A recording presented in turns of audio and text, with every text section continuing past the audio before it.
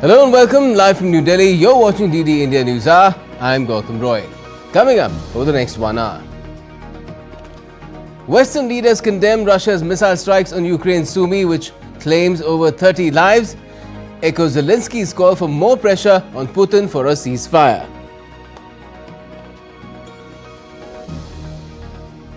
US Commerce Secretary Howard Lutnick tells ABC's This Week that smartphones, computers and other electronics will come under separate tariffs along with chips in a month or so.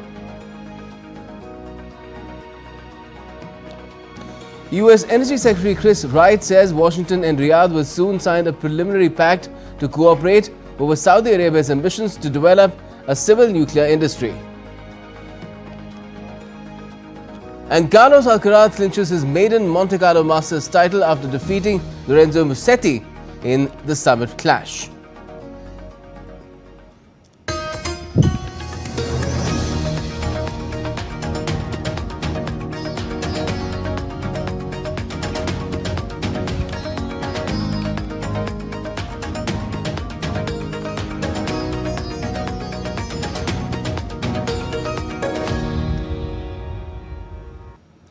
Well, global leaders and Ukraine's allies, including the US, have condemned the Russian ballistic missile strikes on the Ukrainian city of Sumy on Palm Sunday morning, which killed 32 people and injured 80.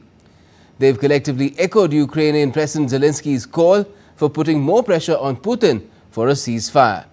The conflict remains at a standstill with ongoing attacks, deal-making and diplomatic efforts. Rabindra Chauhan reports.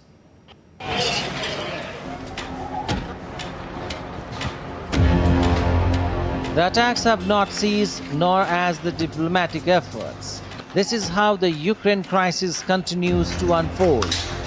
Over the past year, Russian forces have steadily expanded their territorial control, particularly in the eastern regions of Ukraine. From the vast open fields of the Donbass to the Luhansk region, the front lines have continued to shift. This expansion follows a devastating strike on Sunday in the northeastern city of Sumy, which claimed at least 32 lives and left 80 others injured. Footage from the Sumy Regional Emergency Services captured 5 fighters responding to the aftermath of this deadly assault. Immediately after the attack, Ukrainian President Volodymyr Zelensky urged allies to apply strong pressure on Russia. The attack was condemned by Ukraine's European allies. French President Emmanuel Macron wrote on X on Sunday that strong measures are needed to impose a ceasefire on Russia. France is working tirelessly towards this goal alongside its partners. While condemning the attack, European Council President said that EU will always stand with the heroic people of Ukraine. US Special Envoy to Ukraine said that an attack by Russian forces on civilian targets in Sumy crosses any line of decency. Prime Minister of Britain Keir Starmer said he was appalled by Russian missile strikes on the Ukrainian city of Sumy. Despite the ongoing cycle of attacks and counterattacks, efforts towards peace continue, with US President Donald Trump advocating for an end to the war. On Sunday, Trump stated that while talks to resolve the Ukrainian conflict may be progressing, there comes a point when you must either take action or stop talking. There are other talks going on. I think Ukraine, Russia might be going okay. And you're going to be finding out pretty soon. You know, there's a point at which you just have to either put up or shut up and we'll see what happens. But I think it's going fine. Kremlin responded to US President Trump's remarks, stating that talks with his team were progressing well, but cautioning that it was too early for immediate result due to the damages caused to relations under former President Joe Biden. Ukraine and Russia agreed on March 18 to halt attacks on each other's energy facilities, but both sides have accused each other of violating the moratorium. With only 5 days remaining in the initial deal, the world is closely watching for a potential end to the war.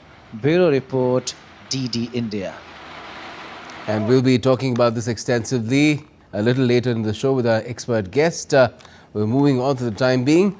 Now, in a recent interview, U.S. Commerce Secretary Howard Lutnick has revealed that smartphones, computers and other electronics, including chips, will soon face separate tariffs alongside, as I mentioned, semiconductors. Now, these tariffs are expected to be implemented within the next month or so.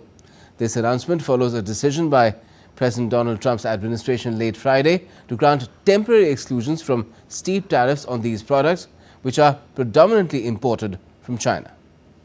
Remember, those products are going to be part of the semiconductor sectoral tariffs, which are coming. So you're going to see this week there'll be a register in the Federal Registry. There'll be a notice put out.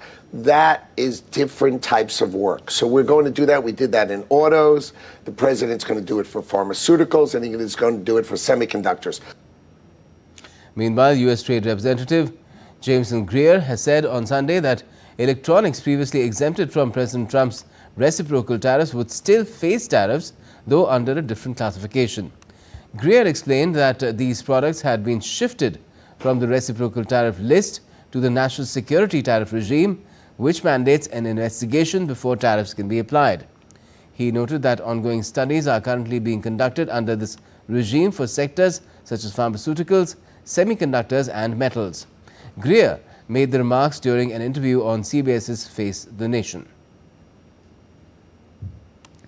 And China on Sunday called upon the U.S. government to completely cancel reciprocal tariffs imposed by the Donald Trump administration, which has taken the total levies to 145% on the Asian nation. A Commerce Ministry spokesperson said in a statement that he urged the U.S. to take a big step to correct its mistakes, completely cancel the wrong practice of reciprocal tariffs and return to the right path of mutual respect. Reacting to the tariff exemption announced by Trump's administration on consumer electronics, China said that it was a small step in correcting his wrong practice of imposing 145% tariffs. Also on Saturday, Trump administration has granted exemptions on key consumer electronics, including smartphones, laptops and memory chips, providing much needed relief to major U.S. tech companies like Apple and NVIDIA. This is what has triggered this entire sequence of events. DD India's Antara Sinha gets us more.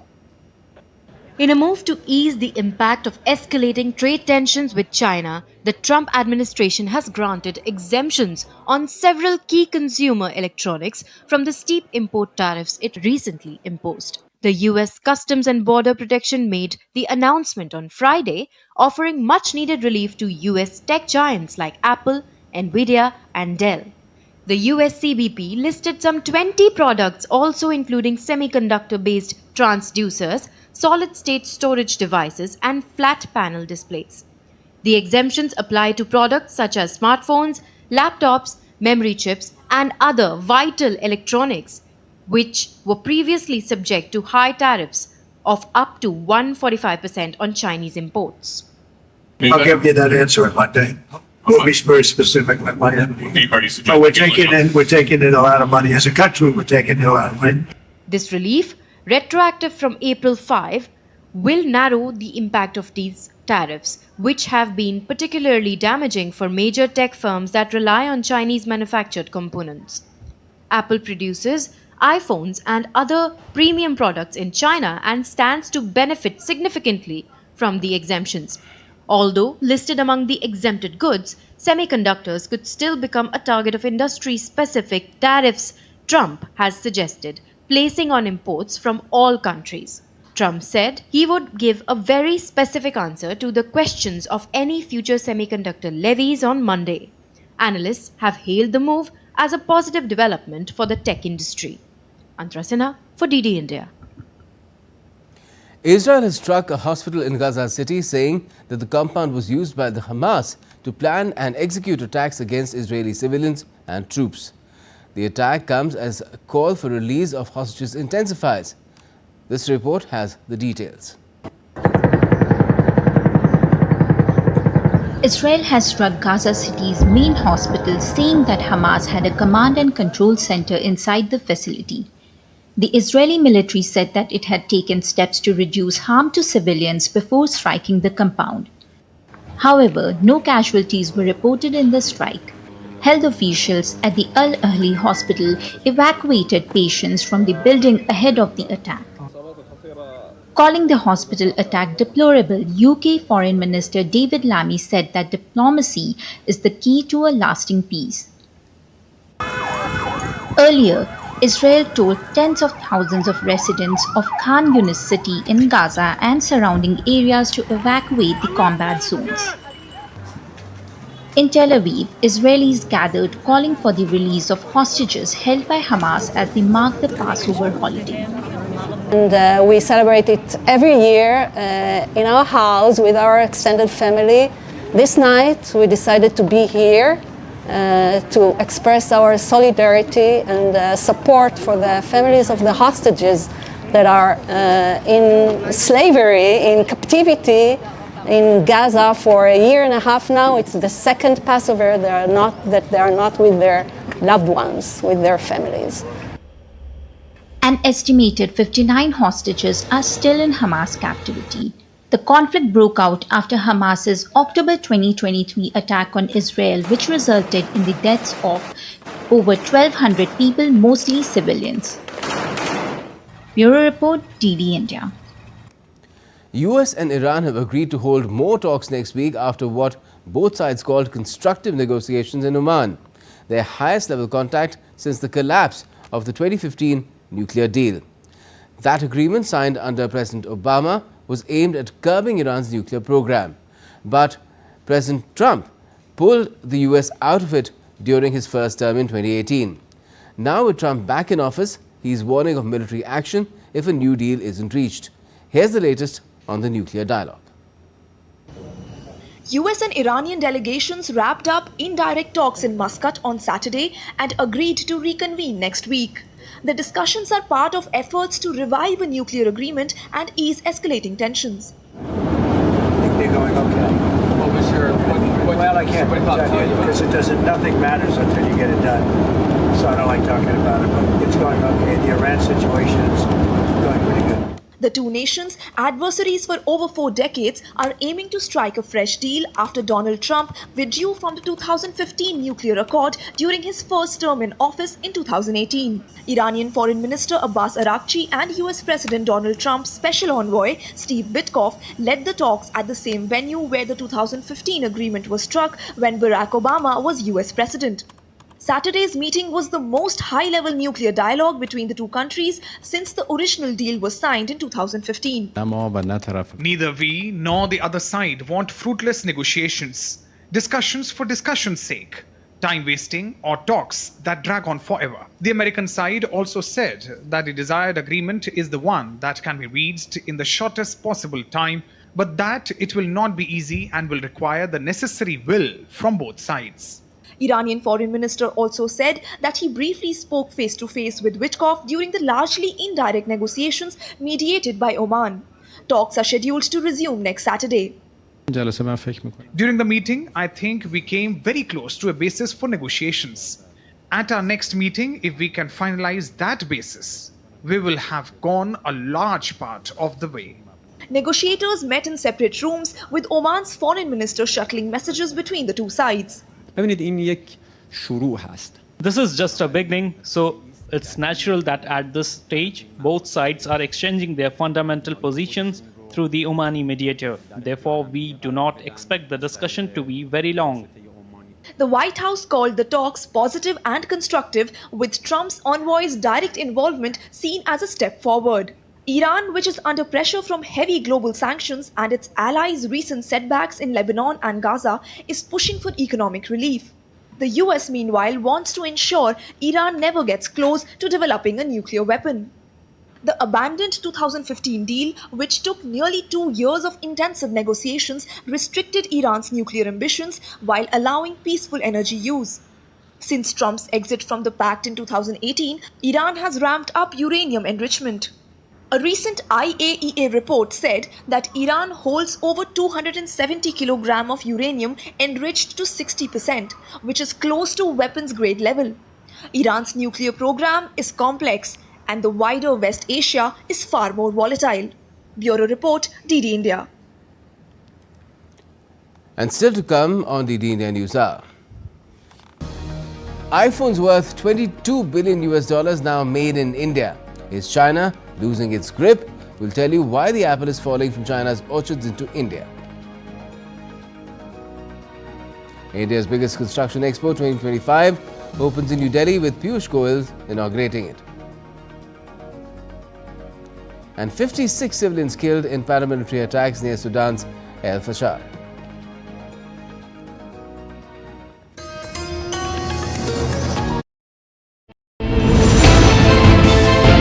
Geopolitics and trade deals. Economic challenges amid development. Hard work and the path to prosperity. It's the economy always. Between walkers, money is what money does and says. Supply creates its own demand. Between the bulls pulls and bears tears. When supply chains globalization and India rises to the podium. We'll get you centered with the economic brief at 8 p.m. every Thursday on DD.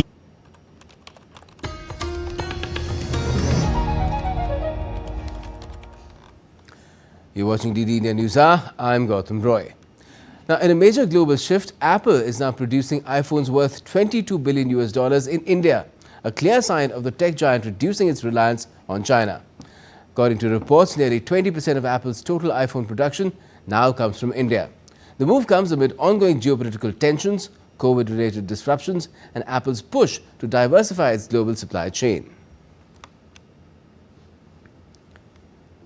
Voting is on in Ecuador's presidential runoff, with incumbent Daniel Noboa facing leftist challenger Luisa Gonzalez. The election is dominated by cartel violence that has made Ecuador one of the deadliest countries in Latin America. Opinion polls show a tight race. Noboa's victory will likely see continued hardline security policies and a close relationship with the US, while Gonzalez's victory would signal a shift to the left and potentially cooler relations with the United States. Polls closed and vote counting got underway in Gabon on Saturday as the oil-rich Central African country held its presidential polls, with coup leader Brice Oligui Nguema widely anticipated to solidify his hold on power. Counting started shortly after the closing of polling stations. The result is expected as soon as later on Sunday, with the winner receiving a 7-year term renewable once. Nguema, who ousted President Ali Bongo 19 months ago, is presenting himself as a reformer, tackling corruption after decades of Bongo family rule in Gabon. Gabonese citizens are hopeful for the return of constitutional order to the nation.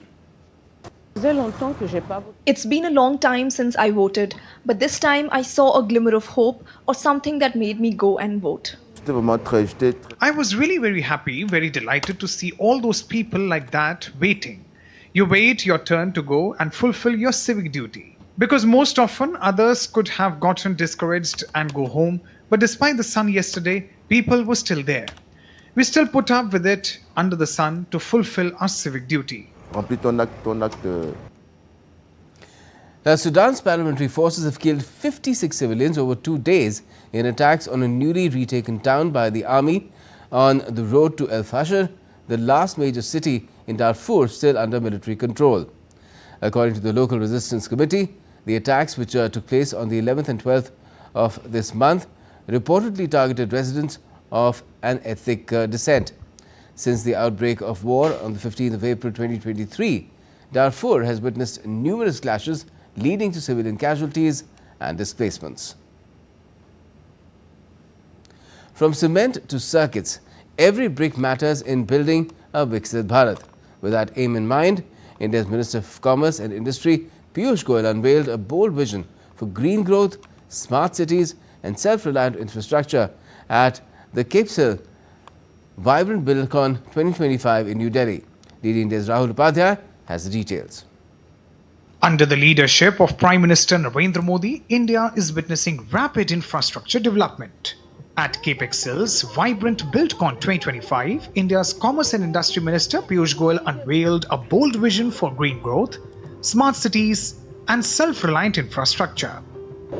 Viksit Bharat 2047 is the goal of every Indian. Each one of us has to contribute to Viksit Bharat 2047.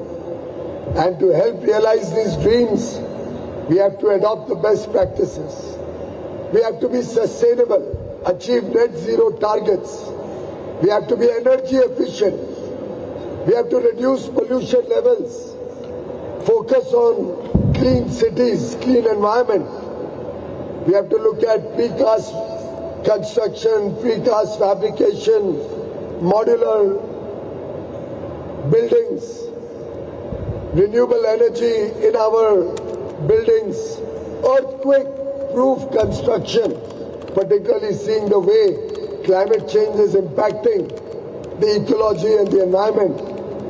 Minister Goyal highlighted India's growing strength in the construction ecosystem. He emphasized the pivotal role of sectors like housing, railways, airports, highways, and energy in driving India's economic growth. Bharat today is ready to make sure that every family in the country has a good quality home of their own. Bharat today has become the epicenter of global capability centers, more than 1,700 of them working in different parts of the country. Bharat today, under Make in India, is rapidly expanding its manufacturing ecosystem, particularly in sectors related to the construction industry. Bharat today is at the forefront of the digital revolution, with 5G rollout in Bharat across the length and breadth of the country faster than any other part of the world. Initiatives like 20 new smart industrial cities, improved tourism infrastructure across 50 destinations, and 100 plug-and-play industrial hubs are set to propel the nation towards the ambitious goal of becoming a 30 to 35 trillion US dollar economy by 2047. Vibrant BuildCon exemplifies India's ability to support rapid urbanization and logistics transformation. With audacious goals and continuous innovation, India is poised to lead the world in growth, development, and inclusivity. Rahul Upadhyay's report for DD India. The National Forensic Sciences University is hosting an All India Forensic Science Summit 2025 at Vigyan Bhavan in the national capital, Delhi. The event explores the role of forensic science with a fusion of cinema. Tapas Bhattacharya with this report.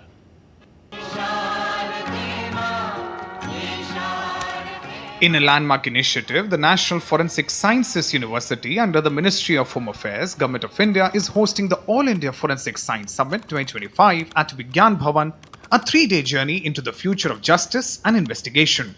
On April 13th, the stage was set with 2 groundbreaking events, the Film Forensics Symposium and the Forensic Hackathon.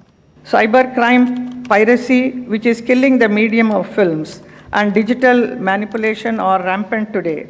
Awareness of cyber security and alertness against all types of crimes can be taken to the common man through the medium of films in a scripted manner. This initiative is timely and essential. It also reflects the forward-thinking intent behind it. From the glamour of the silver screen to the precision of science, the event brought together visionaries. Are we talking about where our society and human civilization is anchored in? Where is the value system going to come from? बहुत ज़रूरी है कि आप crime को रोकने के लिए आप preventing policing भी आज कर रहे हैं. You can actually figure out which are the areas where certain kind of crime has more likely is supposed to happen, and you can prevent it. You know, we all appreciate our efforts, and I think they're commendable with the team here doing. Bollywood star Sharat Kelkar mesmerized the crowd with his humor, getting huge applause. क्या अगर किसी की आवाज का misuse किया है तो उसे आप फॉरेंसिक साइंस से पता लगा सकते हैं?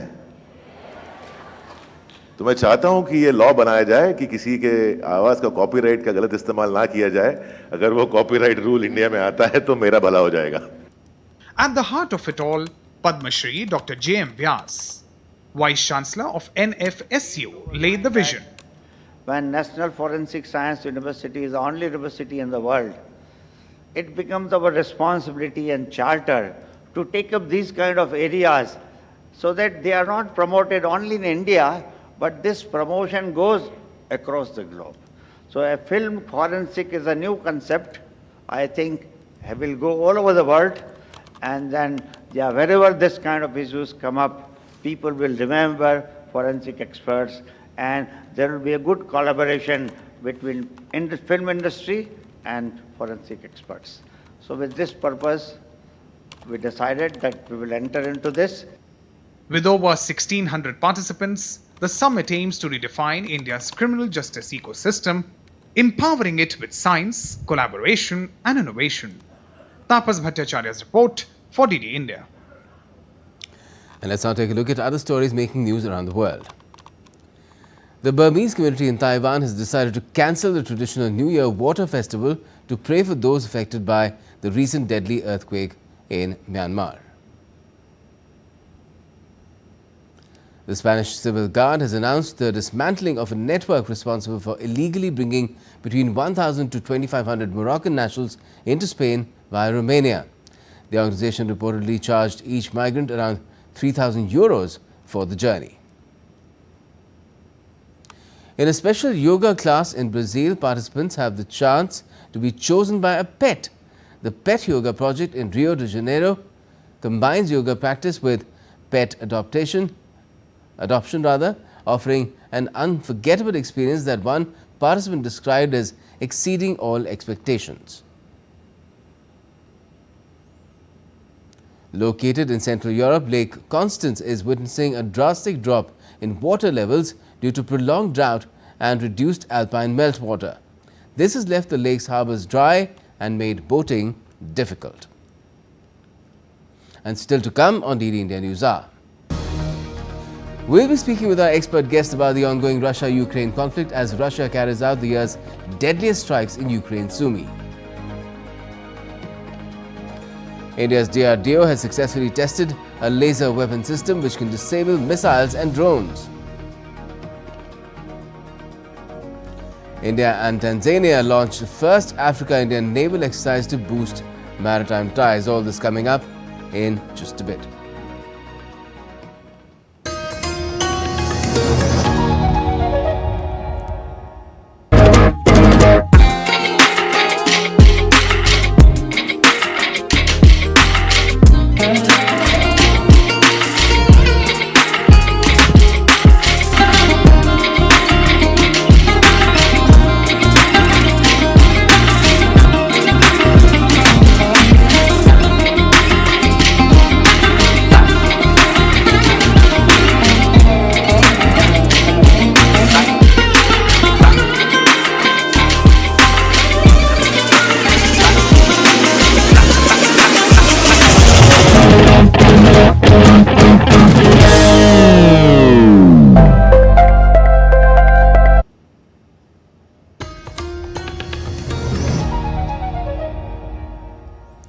Welcome back. You're watching DD India NewsHour. I'm Gautam Roy.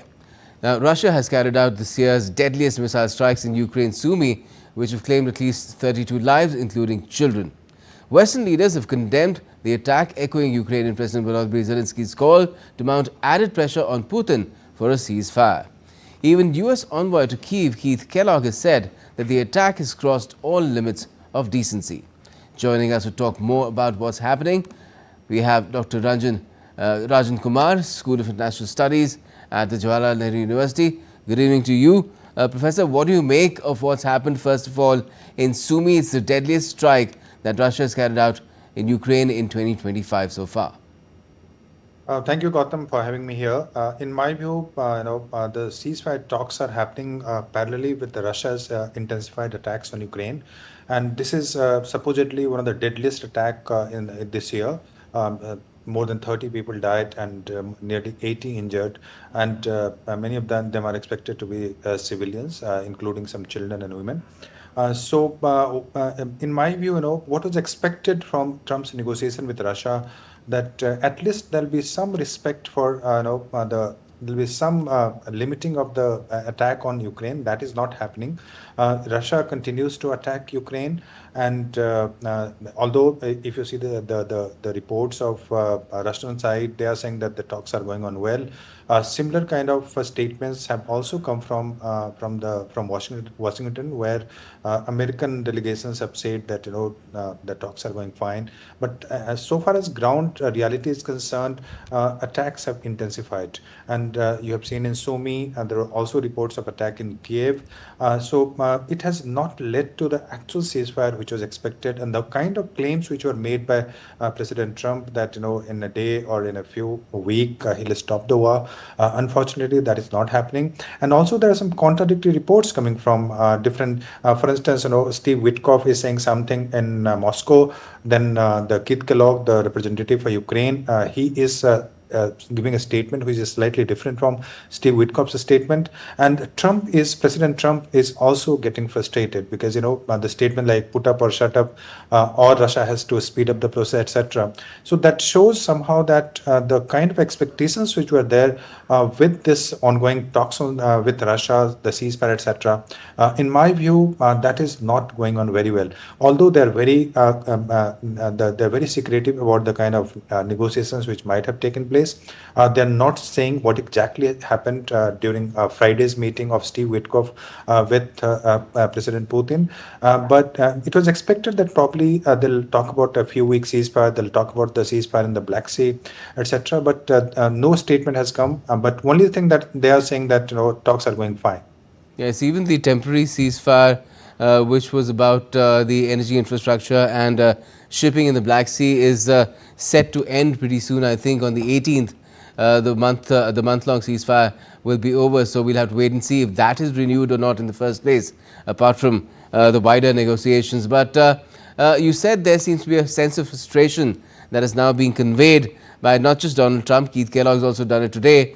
But Russia remains unmoved. What do you think will get the needle to move in the direction of peace or a ceasefire to start with? I think the ceasefire is a possibility, but ceasefire also involve some kind of cooperation from Ukraine and also from European Union.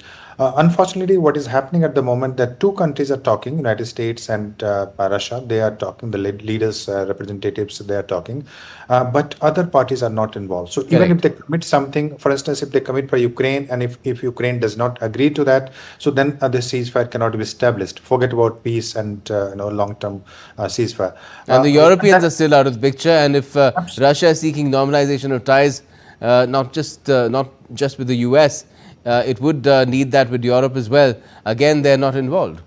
Absolutely, that's exactly the problem, because Keith Kellogg was in Ukraine and then he went to Europe, I think London or some European capital, where he gave the statement that he's also thinking of possibility of having European as a peacekeeping force. Now the problem is that Russia has said very clearly that that Russia will not accept European or NATO peace forces in Ukraine. So very contradictory statements are coming from different sides, and it's partly because the two sides are talking. Ukraine is not part of that directly, and European countries which have been supporting the war, which have been supporting Ukraine for a long time, and they are also not involved. Now clearly all the Western leaders are saying put more pressure on Putin, and that's not a general statement, it's directed at a certain person in the White House. And what can Donald Trump do there? How can Donald Trump put more pressure on Moscow, Putin? I think President Trump is also in a very delicate situation. He has committed more than he can actually deliver, and that's exactly the problem, because he, without taking into account Ukrainian leadership and also without taking into account most of the European leaders, he kind of committed something, and as a result, he is willing to give concession to Russia. And I also believe that Russia, some concession has to be given to Russia for ceasefire to happen. But unfortunately, the pressure is not on Russia at the moment. moment. You may not have seen any statement coming from Trump or American representatives saying that Russia must stop attacking Ukraine. So if that is not coming, and if they are saying that the division of Ukraine is the only possibility for starting having a ceasefire, as Keith Kellogg has said very recently. So I think the kind of pressure or the way it should have been negotiated, that is not happening, because Trump is also not sure of what Europe will do in case he commits something. And what do you think is Putin's thinking here? Because Zelensky has sort of expressed his thoughts, saying that Putin is just dragging things out because he just wants to fight on and doesn't really want a ceasefire. But is that really the case? Putin, I think President Putin understands Trump's behavior very well, and he knows that if you want to negotiate with President Trump, you have to negotiate from the position of strength, and that's exactly he's doing. That even when the talks are taking place, Russia is involved in kind of attacks in several places. So he knows that President Trump believes in great power politics. He's willing to negotiate only if you take a very strong position on this issue. President Putin there are few conditions that United States and European countries will have to agree for ceasefire. Putin knows that it's very likely the kind of commitments that President Trump has made that is in favor of Russia. Only thing is that Ukraine and European countries should agree to that. And I also think that division of territory is a likely condition for any ceasefire. That will happen. Ukraine will not get the membership. Only tricky point at this point is whether there'll be some European peacekeeping forces in Ukraine or not. But did you also get the sense that perhaps Putin thinks that why have a ceasefire when you can win the war? Well, I think that's a possibility, and that cannot be ruled out. But also, the situation might change for Russia. For instance, what if President Trump also decides to change his policy, given his unpredictability and given his impulsive behavior? If there is a breakdown of ceasefire, and then Russia also knows that if United States decide to supply weapons and kind of go with NATO, so that will create a kind of nightmare situation for Russia, and the war will continue for several years. So Russia also doesn't want that kind of situation to happen. So Russia is willing to negotiate, but is willing to negotiate from the position of strength when it will say that these are the 20% territory is already there, and Russia says, if you see the Russian media, Sputnik, etc. So they're clearly saying that new cities are being captured by Russia, although the progress has slowed down. But yes, what I'm trying to say is that Russia is also in a delicate situation. It would not like to prolong the war. It will look for acquiring the territory and ensuring that Ukraine does not become a member of NATO. On those conditions, probably Russia will negotiate with President Trump. And for now, do you think the Americans and along with the West will continue to back Ukraine to the hilt, because the American backing here is critical while these delicate negotiations go on? If America somehow pulls its hand back in terms of supporting Ukraine militarily and otherwise, again Vladimir Putin will sense an opportunity there. Yes, but also let's not forget that if Europe decides to continue supporting Ukraine, then Russia will again be in a difficult situation. For instance, UK has clearly said, UK and France, they have said that willing to send the peacekeeping forces, and that's what is being negotiated by Keith Kellogg in the European capital where he's there. Yes, without American support, it would be extremely difficult for Ukraine to have to kind of continue in this war. Without any doubt, there is no internal facility, financial issues are there, the supply weapon, etc. are there. So Ukraine cannot fight Russia without American support. That's given. But yes, with European support, financial and military support, it can continue having this war for a slightly longer period, and that's a possibility that I think both Europe would like to avoid. The support for Ukraine from Europe is very different from support that is coming from America. America is trying to put a lot of pressure on Ukraine. Unfortunately, the only Europeans are supporting Ukraine in the real sense of the term at this moment. The pressure is not on Russia from President Trump. The pressure is on Ukraine to negotiate, to agree to the conditions which has been put by President Trump, which basically favors the Russian position of dividing the territory and accepting the fact that Ukraine will not become a member of NATO. But do you think Ukraine is sort of caught in a pincer grip. There's Russia on one side, which is carrying out a military offensive, and then there is the US, which is trying to get its money's worth where Ukraine's mineral wealth is concerned, and there too Ukraine seems to be holding out because the revised deal that was offered again was perhaps not to its liking. I think, it's extremely difficult situation for Ukraine, and part of it is the creation of the regime which is there. They should have realized that this kind of war against such a major power cannot be fought with the support of other countries. But unfortunately, having made that mistake, now Ukraine is looking for basic minimum security guarantee. Zelensky knows that Trump will not continue to supply weapons to Ukraine. Zelensky also knows that there is no chance of NATO sending military etc. to Ukraine, and without that the Ukraine cannot fight with Russia for a long time. But yes, some kind of security guarantee, and in my view there are two kind of guarantees that Zelensky is looking for. One is that Zelensky's regime is also under threat. There's pressure from Trump's side, there's pressure from Russian side, and also some of the people have started asking questions in Kiev that what did we achieve with this war? We fought this war for somebody else, essentially a proxy war for America and European countries, and we are not getting anything in return. We're losing the territory, we have lost people, and there is no security guarantee. So Zelensky's regime is under threat, and yes, without security guarantee of Europe and NATO, Ukraine will always be under threat given the situation that that this war might come again in the future. Yes, certainly very delicate situation for Ukraine, Zelensky and his people, because while he has to look out for the interests of Ukrainians, his country, at the same time he has to humor the Americans as well, because nobody would want a repeat of the scenes that took place in the White House back in February, where there was an open confrontation in front of the media, and the world got to see how diplomacy can suddenly get totally derailed. Thanks a lot for joining us for the moment, Professor.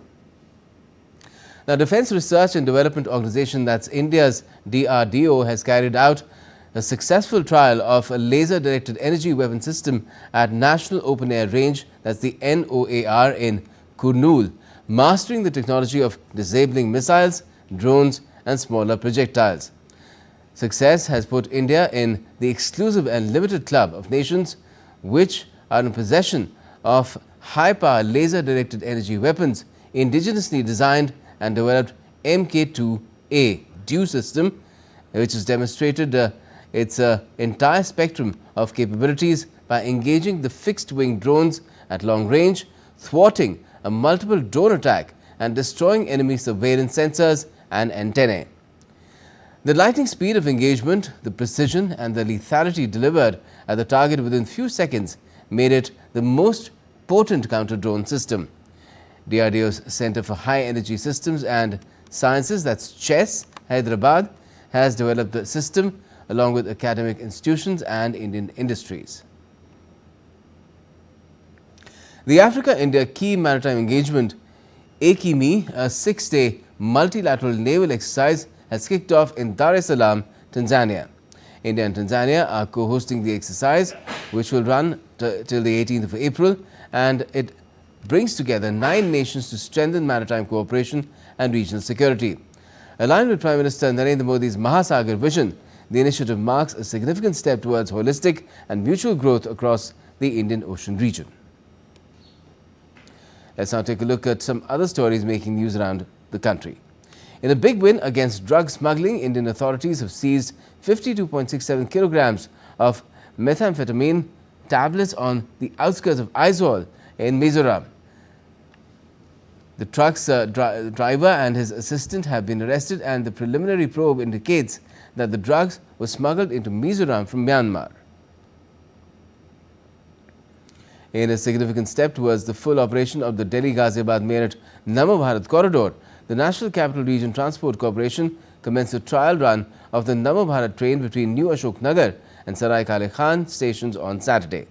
As part of the trial, the train was manually operated to assess the capability of the signalling system. In West Bengal's Kolkata, leaders and workers of India's ruling party, the BJP, held a protest march against the state government's overt incidents of violence and the dismissal of SSEC teachers.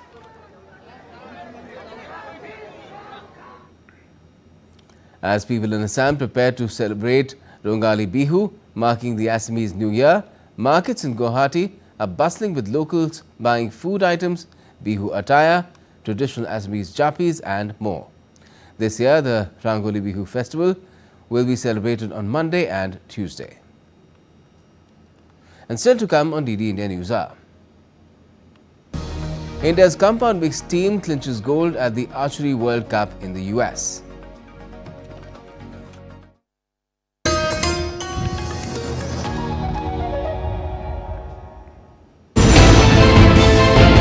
Geopolitics and trade deals.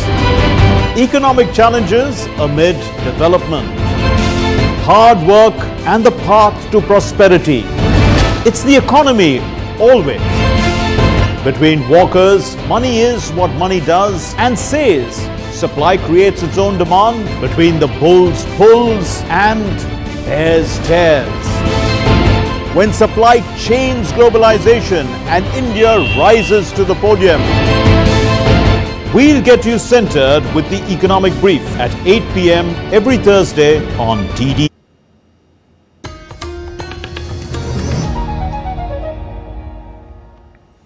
Welcome back. You're watching DD India NewsHour. I'm Gautam Roy. Now, in a significant diplomatic and scientific engagement, Minister-President of the German state of Bavaria, Markus Söder, called on Dr. Jitendra Singh, India's Minister of State for Science and Technology, Earth Sciences. One-to-one bilaterals between the two leaders were followed by high-level delegation meeting led by the two ministers. Welcoming the high-level German delegation, Dr. Jitendra Singh emphasized the long-standing Indo-German cooperation in science, technology and innovation. He underlined the potential for bilateral cooperation in priority areas including artificial intelligence, quantum technologies, biotechnology, clean energy, electric mobility, cyber-physical systems and green hydrogen. The Bangladesh National Party has urged the Yunus administration to take prompt steps to establish a democratic government elected by the people's vote. Senior BNP leader Salahuddin Ahmed on Sunday questioned whose agenda chief advisor Dr. Muhammad Yunus is serving by repeatedly citing vague election timeframes such as December or June instead of providing a specific and concrete roadmap.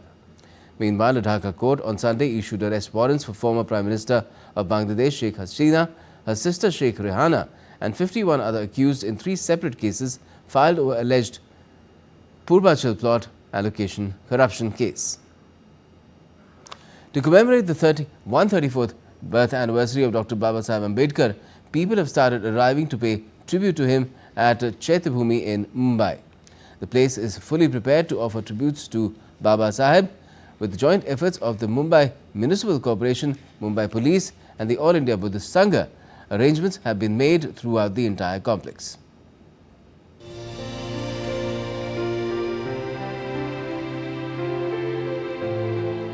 Followers of Dr. Bhimrao Ambedkar have started arriving at Chaityabhumi in Mumbai ahead of his 134th birth anniversary to be celebrated on April 14.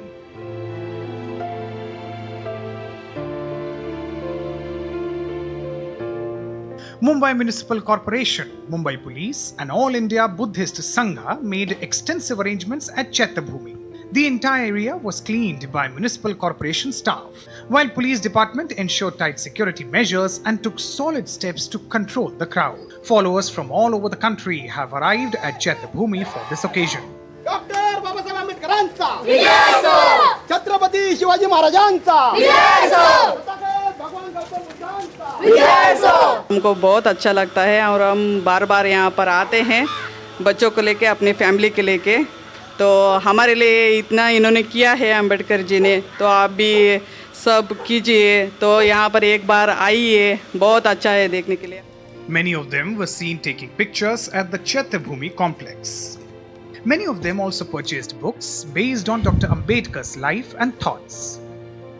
मैं यहाँ पे हर साल doctor बाबा साहब अम्बेडकर को अभिवादन करने को आता हूँ। आज इस जयंती के मौके पर मैं डॉक्टर बाबा साहब अम्बेडकर को अभिवादन करने यहाँ आया हूँ। मैं इस अवसर पर पूरे देश को, पूरे भारतवासियों को डॉक्टर बाबा साहब अम्बेडकर की जयंती के अवसर पर बहुत सारी शुभकामनाएं देता हूँ। Chaityabhumi has become not just a monument but a living center of social awareness. Followers from across the country are not only paying their tributes, but are also expressing their resolve to implement his thoughts in their lives. Shishir Shelar's report, DD India, Mumbai. Now, India adorns the 125 feet Dr. B.R. Ambedkar statue in Hyderabad, which is one of the tallest statues of its kind in the world. Located beside the Hussain Sagar Lake, the statue is part of a 11.8-acre memorial that includes a museum, library, conference hall and other structures. Designed by Ram V. Sutar, the statue depicts Dr. Ambedkar holding the Indian Constitution in his hand. And as the nation gears up to celebrate the 134th birth anniversary of Baba Saheb Bhimrao Ambedkar on the 14th of April, a procession was carried out in India's capital Delhi to remember his thoughts and pay tributes to him. People remembered Dr. Ambedkar's message for life along with his contributions for the nation. India's youth took a pledge to work according to the teachings of Dr. Ambedkar. Also on the occasion of Ambedkar Jayanti, Prime Minister Narendra Modi will visit Haryana on Monday. He will travel to Hisar and flag off a commercial flight from Hisar to Ayodhya and lay the foundation stone of the new terminal building of Hisar Airport. He will also address a public meeting there. In line with his commitment to make air travel safe, affordable and accessible to all, Prime Minister Modi will lay the foundation stone of the new terminal building of the Maharaja Agrasen Airport in Hisar, worth over 410 crore Indian rupees. That's around 4.1 billion Indian rupees. Thereafter, the Prime Minister will inaugurate and lay the foundation stone of development projects in Yamunanagar and address the gathering on the occasion.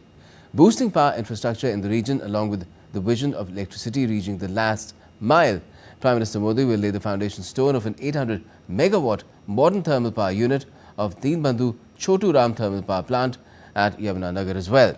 Besides, the PM will also lay the foundation stone and inaugurate other projects.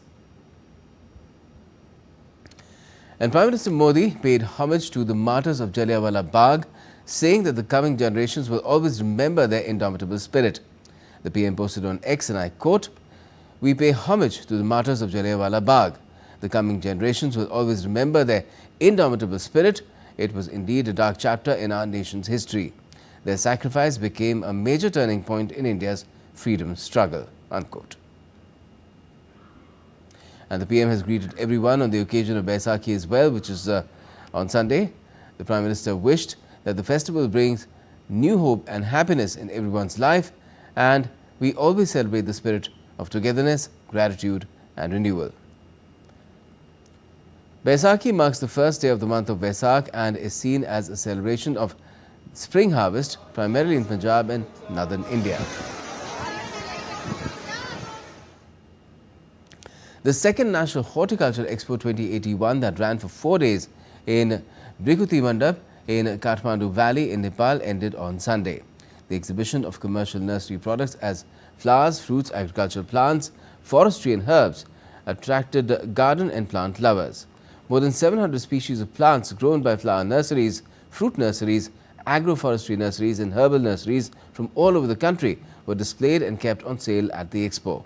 The expo also included stalls of fertilizers, organic and chemical pesticides, seeds, flower pots, tools and horticulture technology. Plant enthusiasts participated in the Horticulture Competition 2081, showcasing the best of grafted plants. More than 12 million of transactions happened in the Horticulture Mega Fair. And time now to get to some sporting updates as well, starting with archery, where the Indian compound mixed team of Rishabh Yadav and Jyoti Venam bagged gold at the Archery World Cup in Auburndale City of the US.